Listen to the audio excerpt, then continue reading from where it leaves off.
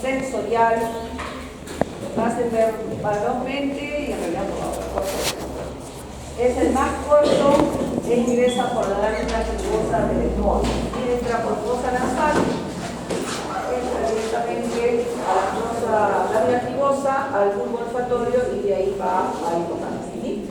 La clínica que nos altera el nervio olfatorio, vamos a tener anosmia, que es la falta de olfato, la hipopnea, que es la disminución del olfato, la hiperosmia, que es los molestos, los olores, la cacosmia, que es sentir mal olor, y las alucinaciones olfatorias. ¿Sí? Y los antecedentes patológicos van a ser los traumatismos craneales, los cuadros de vías aéreas respiratorias, neumonía, cirugía, las neurocirugía endoscópica de hipófisis puede alterar el nervio olfatorio y los tumores de corazón. ¿Sí? Y el neurocesiopatoma es el tumor del nervio olfatorio. Si se investiga con déficit de olores, vamos a tener reflejos y está relacionado con el sistema límbico, con la memoria y con el reflejo nauseoso. Y esto se ve nota más en las mujeres embarazadas, que aumenta la sensibilidad del nervio olfatorio. ¿Ya? Entonces, esta es la vía olfatoria, ¿sí? Entramos por fosa nasal, entra el olor, entra directamente por la lámina tubosa al bulbo y va a todo el sistema hipotálamo y a través también del bronco por sus vías, que hay una maraña de interconexiones entre todos los pares craneales y todo. Entonces, de esta manera ingresan los olores, que tenemos olores que nos dan distintos reflejos, ¿no? Como el famoso reflejo, cuando sentimos el olor de la comida, inmediatamente vamos a hipersalivar. Eso nos va a pasar sobre todo a las horas cercanas de tener que almorzar, ¿no? Entonces, como les decía, termina en el sistema límbico. Tenemos memoria, emociones y afectos. ¿Sí? Todos van a recordar algún perfume y les va a recordar a cierta persona, para bien o para mal, y aparte de eso, parece que el mismo caballo, con esto se acorda. ¿Fue la luz? No, está la luz. Está la computadora, está eso prendido, pero no. Ya lo veo. Ahí está, el bocado. Aquí me abrí el bocado. Entonces tenemos los centros de recompensa, ¿no? Respecto a la alimentación. ¿Sí? El sentido del olfato está muy relacionado con el sentido del gusto, en realidad uno siente más el gusto por el olfato en realidad. Por eso cuando uno está resfriado tiene menos apetito porque no siente los olores. Muy bien, este es el test de olores, no se hace en muchos lugares, y vamos a distinguir distintos aromas. Ahora, el vinagre, la acetona, la benzina estimula más al quinto par, puede estar relacionado con la actividad. Si hay personas que sienten, por ejemplo, el olor del esmalte, inmediatamente el dolor de cabeza no es el olfato, es el quinto par. Tenemos el nervio óptico, que no lo vamos a ver acá, es el oftalmo, pero sí está relacionado con senos esmoidales y esfenoidales, y por ahí pasa el nervio óptico, y cuando hay alguna patología de sinusitis, por ejemplo, ahí puede haber problemas en los senos, con el nervio óptico, ¿sí? Y está muy cerca de la lámina papilácea, que es una lámina que es muy finita, que está relacionada con estos senos paranasales. Después tenemos los oculomotores, también ya han tenido clase de anatomía de oftalmo, que están relacionados con los movimientos del globo ocular. Recuerden que cada globo ocular tiene que moverse de manera sincronizada con el otro, ¿no? Un músculo de un lado se contrae, el otro se tiene que relajar para que podamos mirar hacia todos los ojos hacia el mismo lado, ¿sí? Si no, vamos a tener parte del estrabismo causa eso, ¿sí? Y vamos a tener distintas patologías.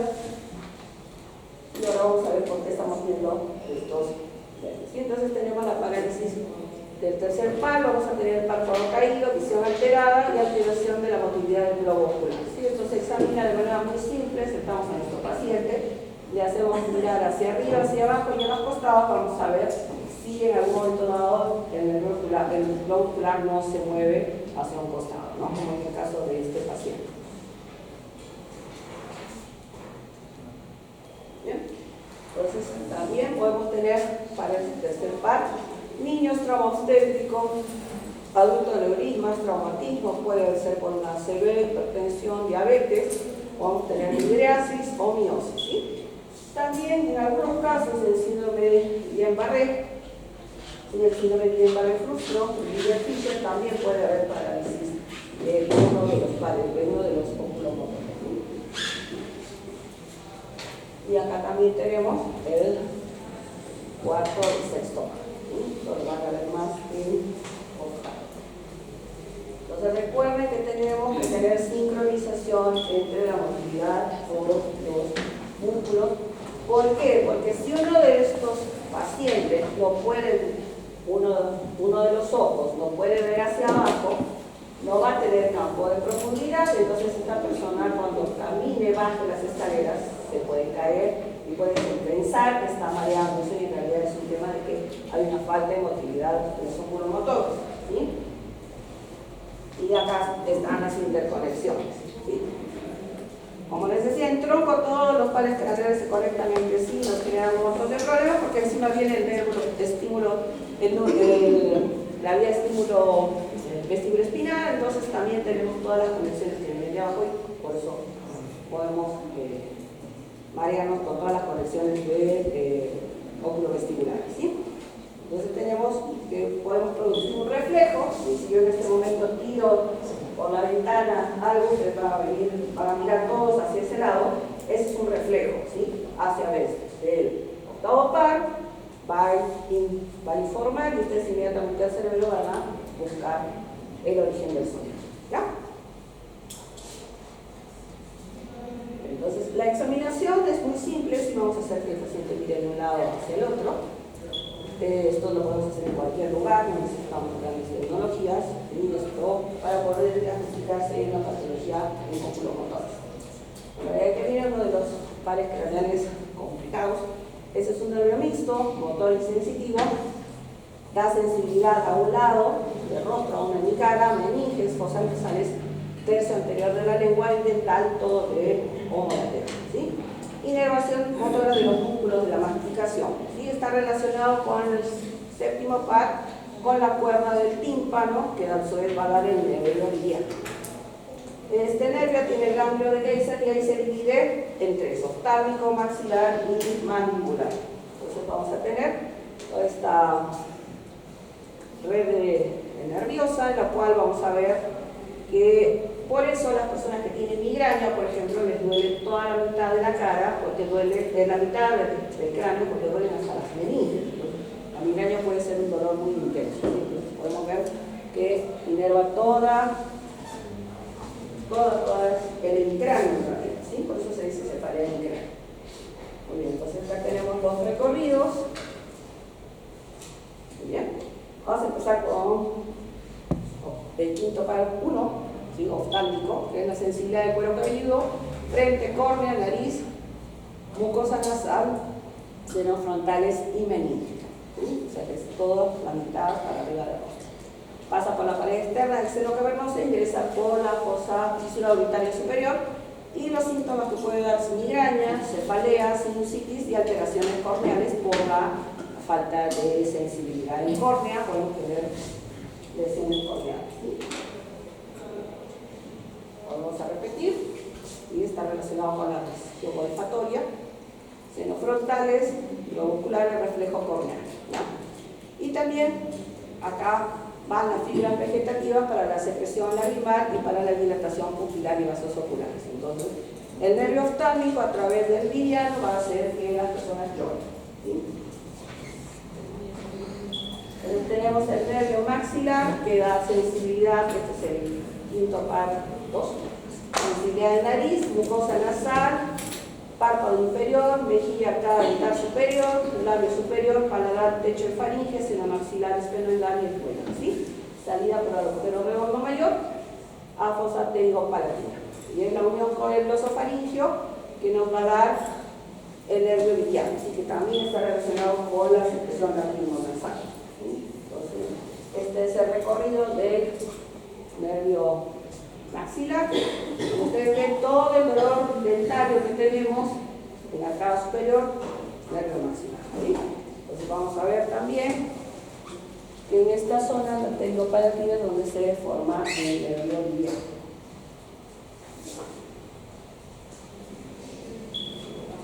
Entonces ese es el territorio funcional, es un nervio sensitivo y toda el dolor de encías también, digamos que es toda esta zona la que puede generar dolor. Y el nervio liviano, como les decía, del quinto par, del sexto par, y se junta con los dos petrosos y forman el nervio liviano, ¿ya? Muy bien, es parte del nervio liviano, ¿sí? Es el que da la inervación parasimpática. O sea, cuando una persona moquea y llora, está relacionado con el nervio liviano, ¿sí? Para que no se olvide. Sí. Después viene el quinto par 3, o mandibular, que este sí es un nervio mixto porque da la sensibilidad al labio inferior, al canal dental inferior, términos que se mucosa yugal, ¿sí? Es sensorial de 3 partes de la lengua y por la cuerda del tímpano, inerva los músculos masticatorios. Por eso es un mixto, sale por el agujero oval, ¿ya? Entonces también acá tenemos los ramos terminales y este también es responsable del dolor dental y la entrada dental inferior, ¿ya? ¿Cómo evaluamos el quinto par? Es bastante sencillo porque vamos a hacer reflejo corneal, una columna de algodón, nos acercamos al paciente, si el paciente no siente nada, el córnea es un peligro porque puede tener lesiones en córnea, ¿sí? Sensibilidad de mi cara, sensibilidad lingual, reflejos acústicos a través del músculo del martillo, porque es parte de los músculos que inerva, reflejos palpebrales y la fuerza masticatoria, ¿no? Podemos pedir a un paciente que muerda algo y vamos a ver si uno de los dos lados de la mandíbula, músculo masticero, muerde más fuerte que el otro, ¿sí? Muy bien, entonces esta es el reflejo palpebral, ¿sí? También podemos hacer reflejos, ¿sí? Y bueno, vamos al séptimo par, lo que llamamos el sexto con los oculomotores. Bueno, el séptimo par es un nervio complejo, es sensorial, gusto anterior de la lengua, motor, músculos de la mímica y músculo del estribo, somatosensorial, secreción lagrimal, salival y mucosa nasal. Y sensitivo es en la zona del conducto auditivo anterior, porque este es el que se acuerdan de la primera clase, el síndrome de Reis-Van que está relacionado con justamente un herpes zóster del séptimo par, en la cual el paciente puede tener un dolor muy intenso, sobre todo se forman vesículas en el conducto auditivo externo, ¿sí? Entonces tenemos que tiene dos fibras nerviosas, el nervio propiamente dicho y el intermediario del Wisper es un facial propiamente dicho, es una vía cruzada, ¿sí? Esto tiene que tener en cuenta cuando hay una ACV, es una vía cruzada, ¿sí? Y vamos a tener después, vamos a ver más ratito la parálisis facial, ¿sí? Su origen real es el núcleo extracto solitario, sale del cráneo por el agujero estilomastoideo y también tiene un recorrido bastante largo intraóseo, ¿sí? Vamos a ver, porque por eso puede lesionarse más fácilmente en algunos traumatismos por su recorrido a través de él. Y cualquier patología grave de oído también puede afectar al nervio facial porque pasa cerca tanto de oído interno como de oído medio y también de oído externo, ¿sí? Entonces las tres porciones intraóseas, vamos a tener el primer segmento que es laberíntico, porque justamente si ustedes se fijan está acá, ¿sí? Este es tronco y de ahí viene el nervio facial y acá pasa a través de esta cóclea y esta es el otro lado del laberinto, el vestibular, y ahí va a dar su primer codo, ¿sí? Y va a dar el nervio petroso superficial mayor, ¿sí? Entonces tenemos el segmento laberíntico, va a dar el codo, ¿sí? Y de ahí va a estar el segundo segmento que es el timpánico, que es la segunda porción, que está justo cerca del oído medio. Si una otitis media complicada puede dar parálisis facial, ¿ya? Y de ahí vamos a ir hacia el tercer segmento, que es el mastoideo, que es el que está por esta zona, ¿sí? Y de ahí va a salir por el agujero estilomastoideo, ¿sí? Entonces tiene un recorrido bastante largo sin tramos. Ese recorrido también da la cuerda del tímpano, que en algunos oídos se puede llegar a ver, es una pequeña fibra que viene acá.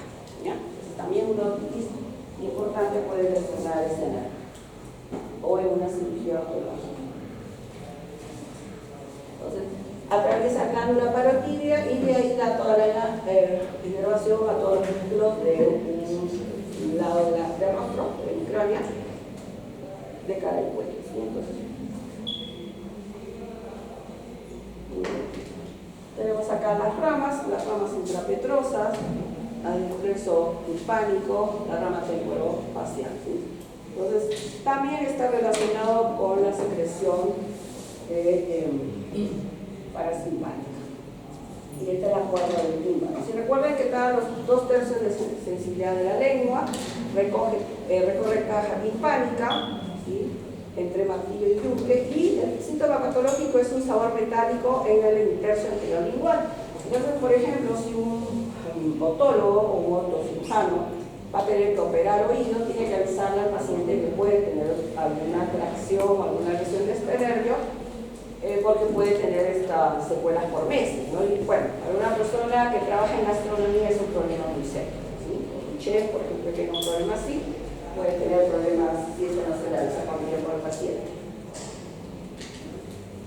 Recorrido, bueno, la exploración es bastante simple también. Le vamos a pedir al paciente que levante las cejas, que cierre los ojos con fuerza, que punte las cejas, que trate de sonreír y de soplar. Entonces ahí vamos a ver todo el recorrido de la motilidad del nervio facial. También le puedo pedir una timpanometría porque los reflejos estapediales están dados por los músculos que inervan el quinto y el séptimo nervio. Entonces acá también, tercio anterior. Bueno, acá vamos a ver el noveno par, que es el glosofaringio. También es un nervio complejo, músculos de faringe, relación con la deglución, ¿sí? Sensitivo, mucosa faringea, mira la palatina, tercio posterior de la lengua, trompa, eustaquio y el medio. O sea que cuando tenemos faringitis, ¿quién nos hace generar el dolor? Que es el glosofaringio. ¿Sí? Si se han tenido estos días. Sensitivo para seno carotidio y cuerpo carotidio, da el sentido del gusto también, y también está relacionado con la secreción de glándulas salivales, o sea que es parasimpático también, ¿sí? Este es el recorrido del glosofaringio. Y la evaluación del glosofaringio, yo lo que puedo hacer es tocar la úvula o pedirle al paciente que diga se tiene que mover mi paladar blando hacia arriba. Si no se mueve, acá hay un problema en esta zona. Y también la sensibilidad, ¿no? En estos casos podemos provocar el reflejo nauseoso en nuestro paciente. Y el nervio vago, o desinopar, que también es un nervio complejo, inerva el músculo de laringe con sectores de faringe. ¿Sí? Bueno, después tiene un recorrido bastante largo. Es sensitivo de la región retroauricular, parte del conducto auditivo externo, mucosa de faringe y laringe. Está relacionado también con el reflejo nauseoso, el sentido del gusto también, y también nos da la inervación de los músculos de la laringe, por lo tanto es el encargado de que podamos hablar. ¿Sí? Entonces, en estos pacientes, ustedes tienen que acordarse que el músculo, o sea, el nervio que inerva las cuerdas vocales es el décimo par. Bueno, es un recorrido bastante largo, es asimétrico, ¿sí? Una de las ramas de ellos es el nervio recurrente de la laringe. El lado izquierdo es más largo porque dobla a través del callado aórtico, al otro lado derecho a través de la subclavia. Entonces vamos a tener un recorrido asimétrico de esto, ¿sí?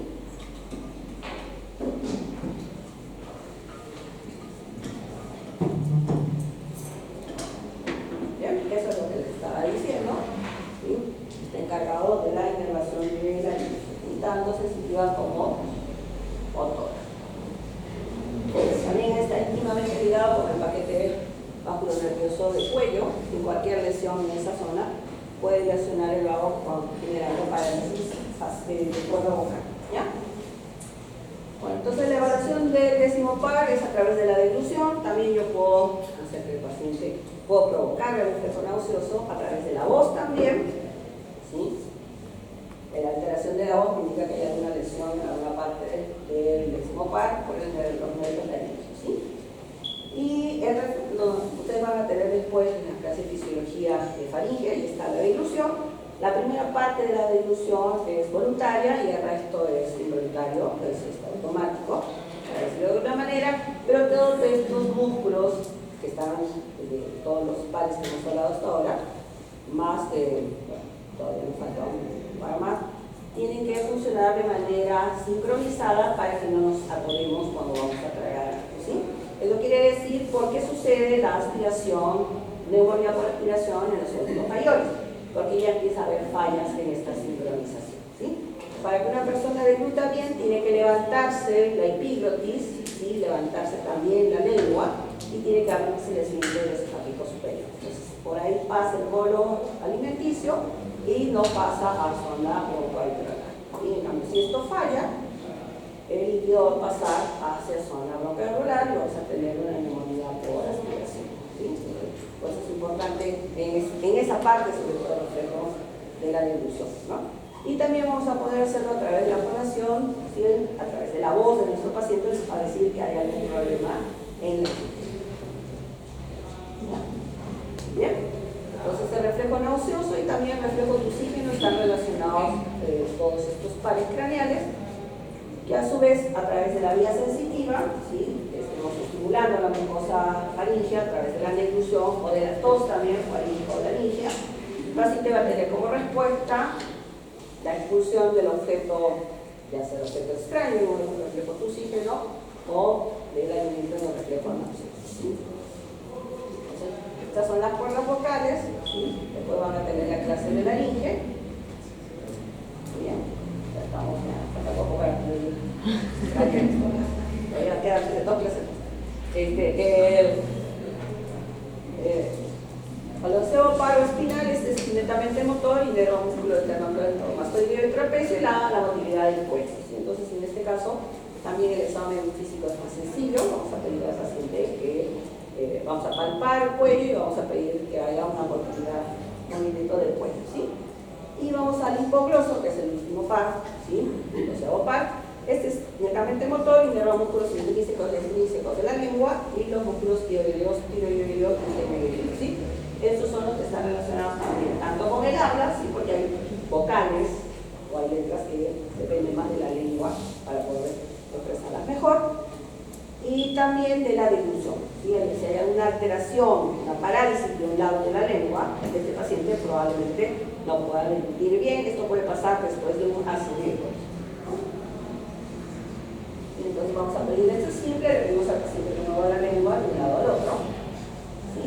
Y bueno, ahora vamos a la parte del octavo par o cócleo vestibular, ¿sí? Hoy ha tenido la clase de la parte coclear del octavo par.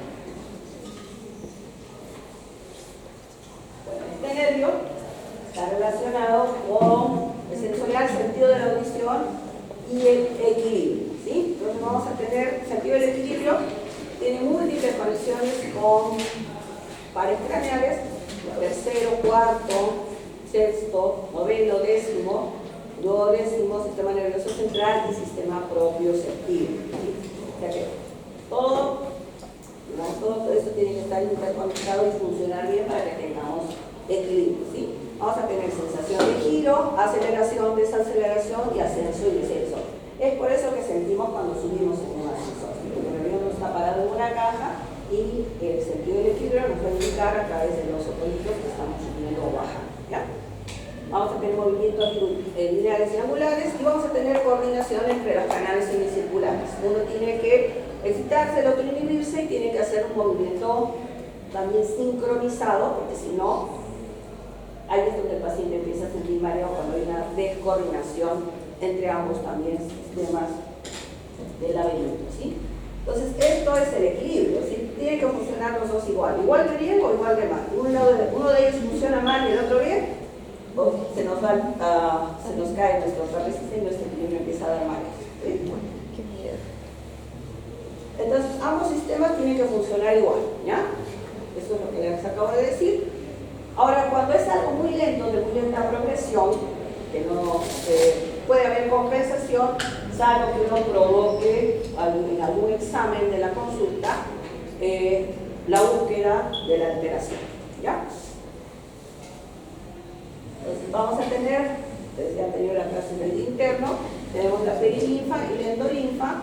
Cuando hay un estímulo, se va a desencadenar este intercambio entre estos líquidos y va a haber un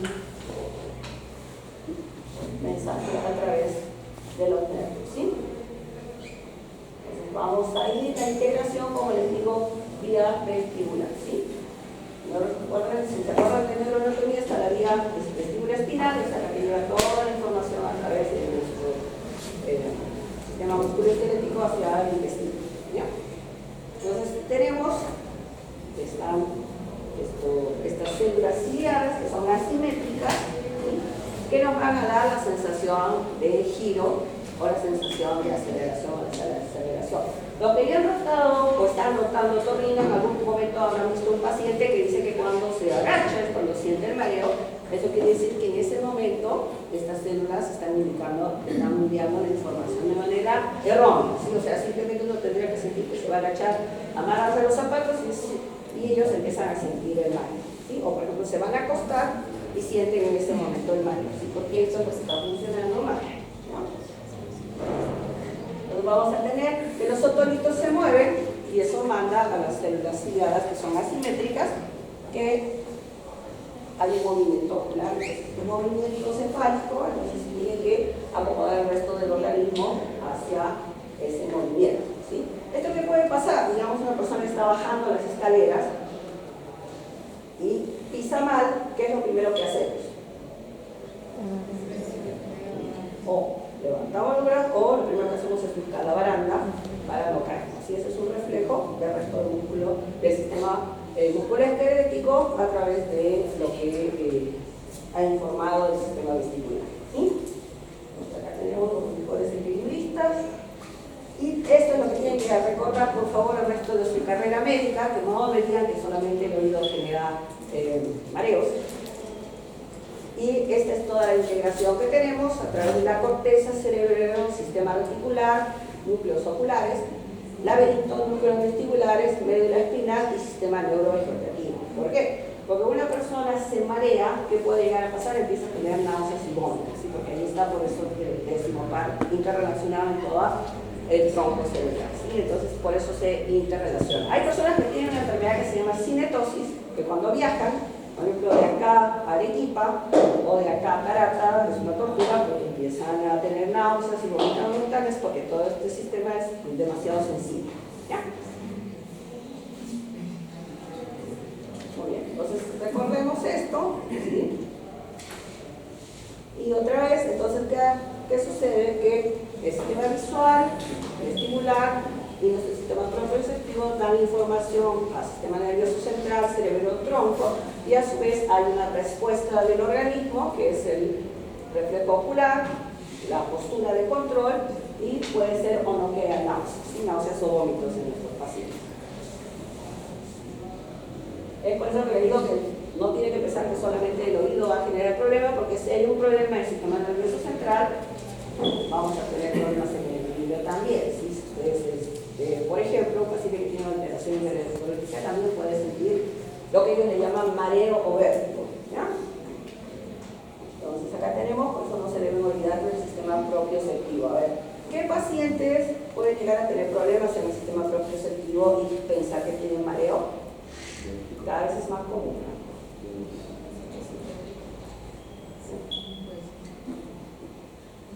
¿Sí? Entonces, ya vemos, ¿sí? El paciente que ya tiene alguna alteración, incluso algunos pacientes no saben que tienen diabetes y pueden empezar se puede diagnosticar ya en esta estadio de la enfermedad, que ya tienen alteraciones propioceptivas, ¿sí? Entonces, ¿tal vez? Y recuerden esto.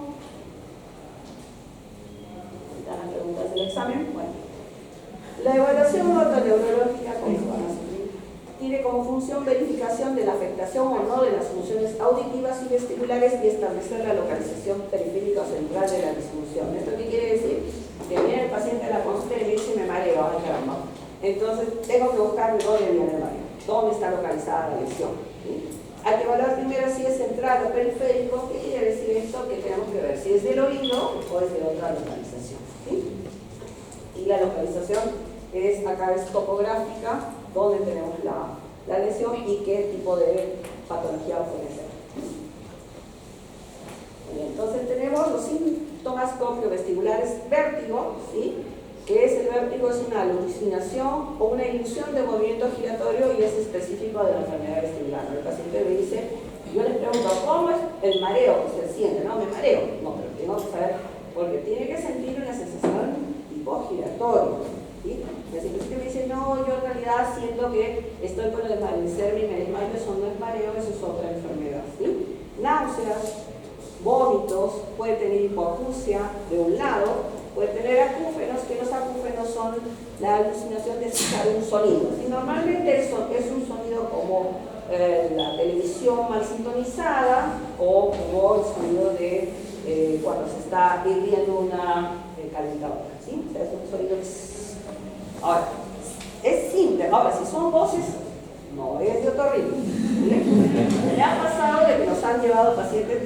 Escucho sonidos en el oído. Yo le pregunto, ¿cómo es el sonido? No escucho voces. Me consulta con psiquiatra. Y a veces el paciente no entiende porque ¿quién es el que escucha? A ver, ¿quién escucha? ¿El oído o el cerebro? El cerebro es el que escucha, ¿sí? Es el que interpreta el sonido que nosotros escuchamos. Entonces, vamos a tener si es neurológico o no neurológico, si es un desequilibrio, ¿sí? Si es vértigo, si es presíncome, síncope o psiquiátrico, ¿sí?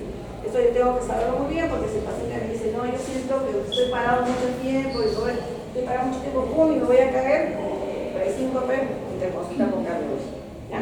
Porque tengo que saber muy bien qué es lo que está pasando, porque a veces el paciente le dice mareo vértigo, algo que no es mareo vértigo. Por eso es tan importante el interrogatorio en estos pacientes. Y entonces tenemos el que puede ser periférico, endolaberíntico o retrolaberíntico.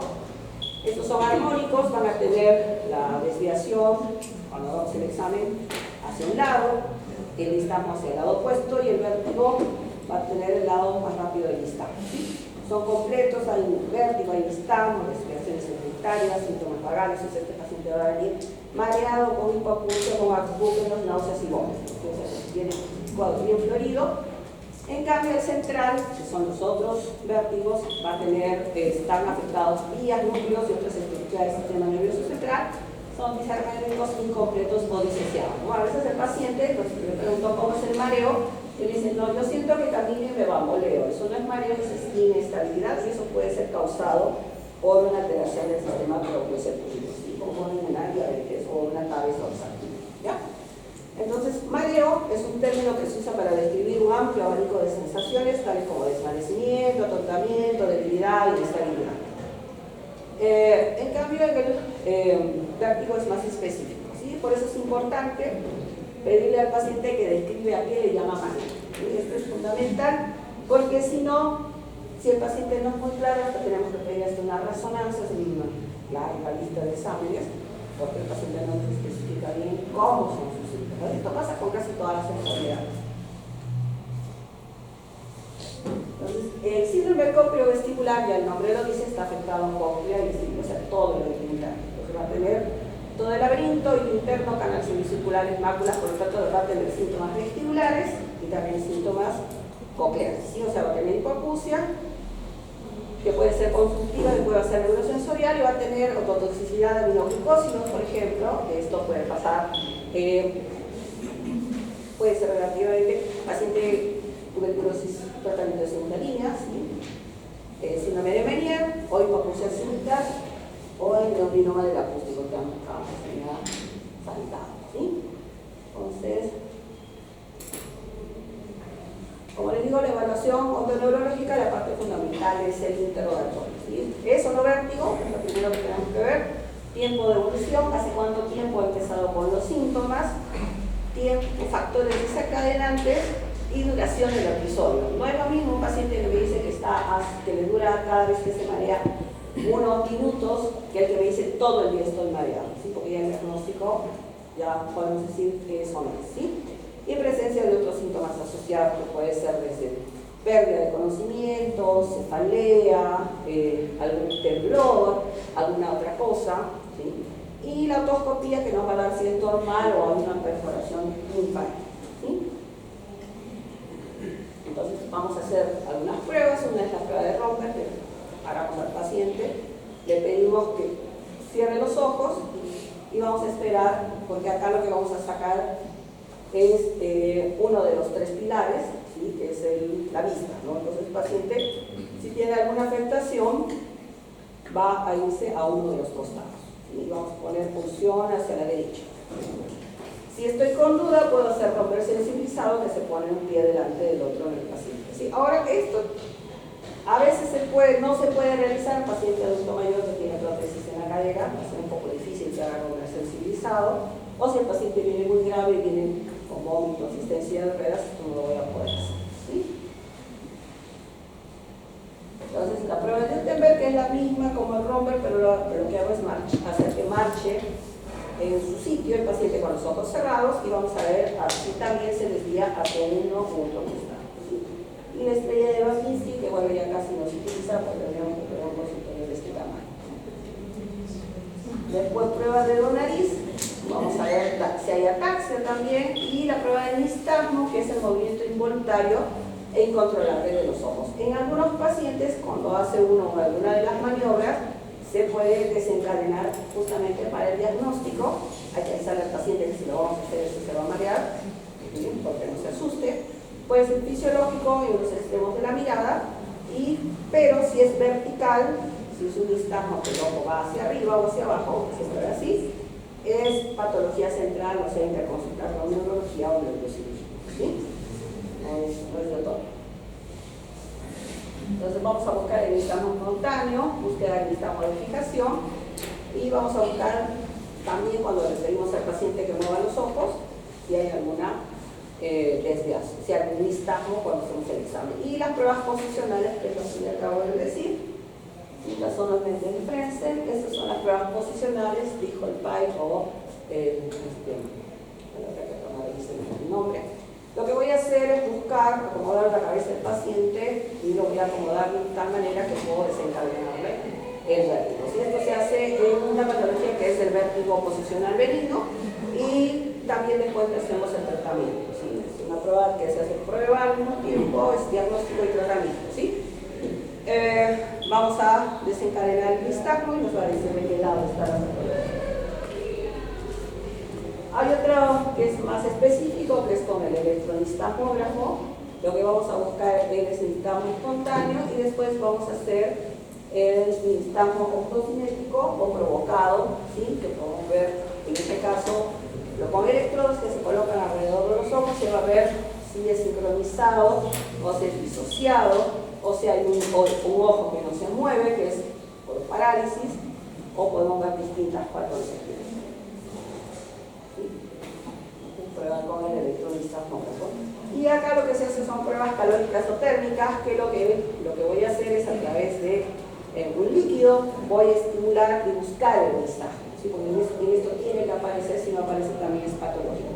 Pero para poder eso, porque voy a tener que instilar un líquido en el oído, el conducto tiene que estar permeable y el tímpano tiene que estar íntegro. Esto no puedo hacer a un paciente que tiene perforación timpánica o que está en este momento con una otitis.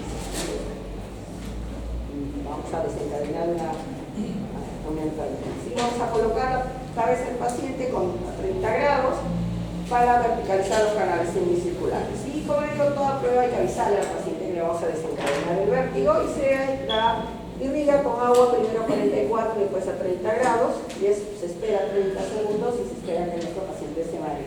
Uno podría hacer esto, como algunos de ustedes, en el consultorio por medio de agua fría, ¿sí? Algunos se ofrecen para la ciencia, pero es muy desagradable, ¿sí? Entonces vamos a buscar si hay o no respuesta, y eso se pone a través de unos gráficos, que es la prueba de Clausen, prueba de Halpay o prueba de Freyes, y dan estos tipos gráficos, ¿sí? La que más se utiliza, ¿sí? Acá ahí se pone líquido. Ustedes buscan en YouTube, hay algunas otras facultades en otros países han hecho esto con agua fría, con algo, y se ve el nistagmo, ¿sí? Bueno, entonces esta es la prueba de Colpay. Eso es lo que se registra, es como un electroencefalograma, sí, en realidad se hace bastante. Y lo que tenemos que buscar es que exista, se espera un tiempo de latencia, tiene que haber listazgo y después desaparecer, ¿sí? Porque hemos buscado un provocado el listazgo. Ahora el tema es si no para, ¿sí? O si no hay respuesta, también nos va a generar, o si hay una mayor cantidad de duración del listazgo, ¿sí? Entonces, hay una hiperreflexia, ¿sí? Por ejemplo, en estos tenemos una curva muy grande, a diferencia de esta que es una normoreflexia, ¿sí? Y bueno, el gráfico de la mariposa de Clausen nos puede dar esto, ¿sí? Que no todo el mundo lee estas cosas, que es normal, ¿sí? Que está dentro de la curva sombreada del verde, ¿sí? Las curvas de provocación de 38 y 41 son el grado de temperatura del cual hemos estimulado al oído, ¿sí? A cada lado. Entonces podemos tener una hiperreflexión unilateral, ¿no? Un paciente con Meniere sin cuadro agudo puede tener esto, ¿ya? También preponderancia hacia la izquierda, hiporreflexión unilateral, un paciente que ese oído prácticamente no funciona, puede ser en un traumatismo de cráneo que el oído ha quedado lesionado, no tiene hiporreflexia bilateral. Esto puede deberse, por ejemplo, a una ototoxicidad, ¿no? Atacar los oídos. El paciente, pero este paciente probablemente no se maree, porque si se acuerdan de lo primero que les he dicho en esta clase, tienen que estar funcionando los dos. Si funcionan mal los dos o bien los dos, nuestro equilibrista va a estar bien. Si uno de los lados no funciona bien, es ahí cuando se los vamos a dar, ¿sí? La hiperreflexia bilateral, a reflexia, si no responde, a reflexia bilateral, y podemos pedir otras pruebas, ¿no? Vamos a ver. Voy a pedir audiometría para ver si es un síndrome vestibular, potenciales evocados auditivos, timpanometría, estudios de imágenes, que puede ser tomografía, resonancia, ecodoppler de bases del cuello, porque si el paciente, sobre todo si es un adulto mayor, los mareos pueden ser por, o si sospecho que es un presíncope, o una alteración encarótica, ¿sí? Radiografía de columna cervical, laboratorio, glucosa, hematocrit, hemoglobina, porque también, sobre todo en algunas personas jóvenes, si se marean mucho y el mareo es muy intenso, podemos sospechar también anemia. Tenemos un paciente que o tenemos la sospecha porque tiene algún trastorno ginecológico o gastroenterológico, gastritis crónicas, sangrado que no es visible, ¿sí? Hay que ver todos los exámenes que se pueden hacer, ¿ya? Entonces, esta es una rectificación de columna y este es un neurinoma del acústico, ¿sí? Que puede ser cauce. Pero acá ya hay hipoacusia, por ejemplo, que ve que ya ha lesionado también cóclea, ¿sí? Y puede ser, bueno, pruebas rotatorias o prueba de postulografía dinámica computarizada. Ahí se para el paciente, se ve hacia qué lado se va y se interpreta después a través de un sistema computarizado cuál es la respuesta del paciente, ¿sí? Entonces este es un gráfico, más o menos, mareo bradicardico, inestabilidad, caída frecuente, pérdida de conocimiento, síncope, no es de origen vestibular, ¿sí? Crisis de tipo giratorio, acompañado de síntomas parasimpáticos, náuseas, vómitos, probablemente sea vértigo. Crisis de pocos minutos de duración, vértigo paroxístico posicional benigno o insuficiencia vértebro-basilar, que a veces esta arteria funciona muy bien. Asociado a cúmulos y hipoacusia, Meniere, síndrome vestibular, neuronoma del par o hipoacusia súbita, sobre todo cuando es grave, y asociado a otitis, que puede ser aguda crónica, una laberintitis. Entonces acá ya tenemos más o menos un programa de diagnóstico, ¿sí? Bien. Entonces alguno de ustedes todavía puede hacer eso, ¿sí? Espero que sí, porque si no están en el programa. No se olviden de esto, por favor, porque yo a veces veo pacientes que se me digan, te cosita con otorrino y nadie le ha dicho el laboratorio, por una una diabetes o una anemia, ¿no? En el paciente, ¿sí? Y en el interrogatorio, ¿sí? Por paciente que me viene a la consulta y me dice, no, yo me mareo, estoy parado mucho tiempo, me mareo y me desmayo. Sobre todo si es persona joven, probablemente sea un síndrome vagal o un síncope o un síncope. Sí, justamente Estos días de las fiestas de Tania, no sé en qué colegio se desmayaron como 5 alumnas por estar paradas al sol, ¿sí? ¿Eso qué es? El programa vasograje, ¿sí? Probablemente no han desayunado. Es una crisis de hipotensión. Bien, vamos a la última parte, entonces además con parálisis facial, que es la disfunción de la zona del parque lineal del séptimo par, que en ese lado hay una incapacidad de controlar los músculos faciales del lado deltopetrado, ¿sí? ¿Esto qué significa? Que puede haber una parálisis o una paresia, o después puede haber movimientos incontrolables en el paciente como secuela, ¿sí? La etiología puede ser desde tumores cerebrales, un ACV, ¿sí? Desconocida, que es más común que la parálisis leve, y una complicación de una otitis o otitis media crónica, ¿sí? Si se acuerdan, porque pasa por todo el oído medio e interno, ¿sí? Y puede ser traumático, ¿sí? Medida cortante, traumatismo o en el parque, ¿sí? Entonces tenemos la central, que es la introducción de las fibras nerviosas que unen la corteza cerebral con el núcleo nervio facial. Afecta parte de la cara opuesta al lado de la lesión central, ¿sí? Entonces va a dar una parálisis de la mitad de la cara, de la mitad inferior, porque en la mitad superior hay fibras que cruzan, entonces fibras laterales, entonces ese paciente lo que voy a ver es que puede mover la frente, ¿sí? A diferencia de la parálisis periférica. Y la causa más frecuente es el ACV. Y la periférica se produce por el lado de la cara donde se encuentra la lesión nerviosa, ¿sí? Es una asimetría de la cara cuando está en reposo, con los lados desviados hacia el lado sano, porque el lado sano tiene la tensión normal que tienen los músculos, ¿sí? En el lado afectado, la cara carece de expresión, la comisura de labios y arrugas de la frente están caídas, los labios parecen ligeramente abiertos, ¿sí? Puede haber secreción salivar o lagrimal por disminuida del lado afectado, ¿sí? No se olviden que también lleva información parasimpática. Tiene dificultad para comer, para hablar, debido a la parálisis de los músculos de la cara, de los orbiculares, no va a poder hablar y comer. Puede ser desde una infección, ¿sí? Viral, una otitis, el traumatismo o una enfermedad de vasos sanguíneos. Entonces recuerden, central, ¿sí? Y perfecto, ¿sí? Para tener la presión. La periferia, que es la más común, que es la viral, ¿sí? Herpes simple, de Teresa Fan, puede ser escamonovirus, Epstein-Barr, adenovirus, vascular, polineopática, hereditaria, es rara en infancia, hay antecedentes familiares y es muy raro que sea bilateral, ¿sí? Y es más de la edad adulta, ¿sí?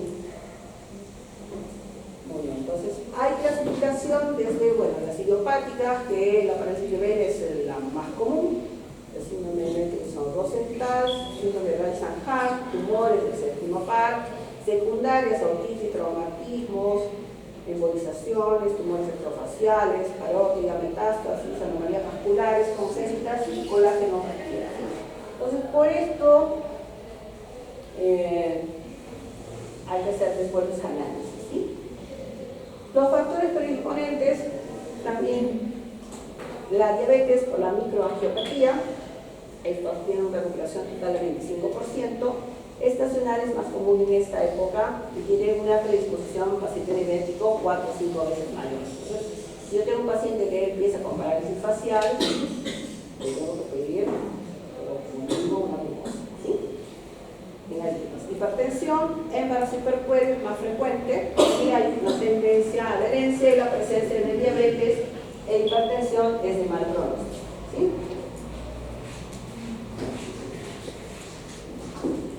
Bueno, este es el síndrome de Reich-Hahn. Si se acuerdan de la primera clase de oído externo, vamos a tener vesículas y edema en el pario auricular con la presencia de parálisis de un lado del rostro.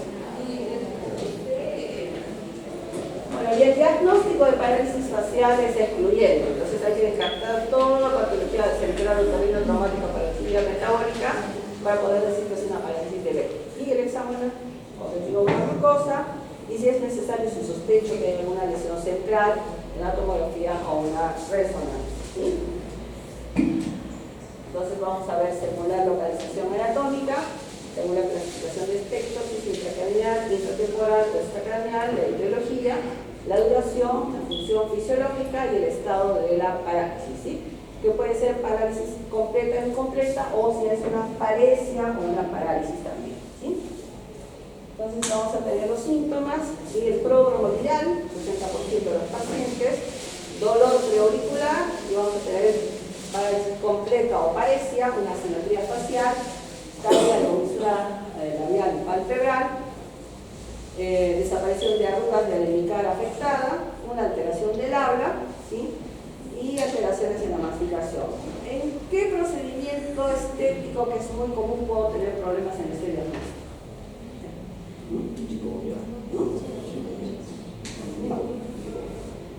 Botox. Justamente se coloca para impedir, sobre todo en la frente, entonces ya yo no voy a saber si es periférico o central. Estamos en un lugar donde probablemente haya mayor posibilidad de que utilicen botox, y preguntarles, porque puede ser que haya que hacer más exámenes, una tomografía, yo no sé si es hacia los efectos, ¿sí? Entonces puede tener hipoestesia, otalgia o colateral, recuerden que también da sensibilidad al conducto, disqueusia, ¿sí? Hiperacusia o fonofobia por el músculo de esta veia, ¿sí? Entonces vamos a tener anamnesis dirigida, exploración física completa, una otoscopía, tengo que descartar que haya vesículas, ¿sí? Porque yo voy a tener que dar aciclovir o no. Pruebas topodiagnósticas, prueba de lagrimeo, volumetría, reflejo estapedial y la prueba del pulso, ¿sí? Esas son las pruebas fisiológicas, ¿sí? Que vamos a encontrar. Normalmente se hacen de 3 a 15 días del primer síntoma o a partir de los 15 días, ¿sí? Neuropraxia, fallo o pérdida de la conducción nerviosa y un corte, acá no hay degeneración valeriana, neurometsis, lesión del nervio parcial o completa, con inclusión completa de acción y submarina de mielina. ¿Sí? El daño de los elementos es una sección anatómica completa parcial, y la axonemetsis, que es lesión del nervio axón distal al sitio de la lesión, ¿sí? Acá la regeneración es buena, de buena calidad, ¿sí? Ahora viene el tema del tratamiento. Vamos a indicar gotas lubricantes, porque como el párpado no se cierra, puede haber lesión de corte, ¿sí? A veces lo mandamos también mostrando para que no. Oclusión nocturna ocular, lentes oscuros durante el día, fisioterapia. Vamos a indicar prednisona, porque puede haber una inflamación del nervio. Aciclovir, estamos pensando en una parálisis de Eisenhower, y bueno, volvemos a fisioterapia. Ahora, el tema de la fisioterapia tenemos que mandarlo al médico de medicina física para decir en qué momento iniciar fisioterapia. Algunos indican que sea más pronto, otros que se espere un poco, pero es un tratamiento que es de larga, o sea, el paciente tiene que tener paciencia, que quizás es la parte más difícil porque es rostro. Entonces hay que indicar al paciente que van a pasar semanas o meses hasta que vuelva a tener el rostro como lo tenía antes de la parálisis. Quizás la parte más angustiante para el paciente tener que esperar, ¿sí? El seguimiento, tenemos que hacer seguimiento clínico, la escala de valoración, grados de escala, ¿sí? Desde el grado 1, que es normal, hasta la parálisis total. Recuerden que el diabetes e hipertensión asociadas se empeora el diagnóstico y probablemente no haya una recuperación total, ¿sí? del nervio facial, ¿verdad? Entonces la mayoría, ahora acá viene del 70 al 85% de los pacientes se recuperan en un plazo de 6 meses. Entonces a veces el paciente se deriva a un lado, al otro, les ofrecen todo tipo de cosas, sobre todo gente inescrupulosa, pero hay que tener cuidado, ¿sí? Pero el problema de la parálisis facial completa es que tiene un mal pronóstico, ¿sí? Puede tener paresia residual o estos espasmos musculares que a veces es lo más incómodo para el paciente. Se siente tics, dolor, se siente como hormigueo en esa parte del rostro.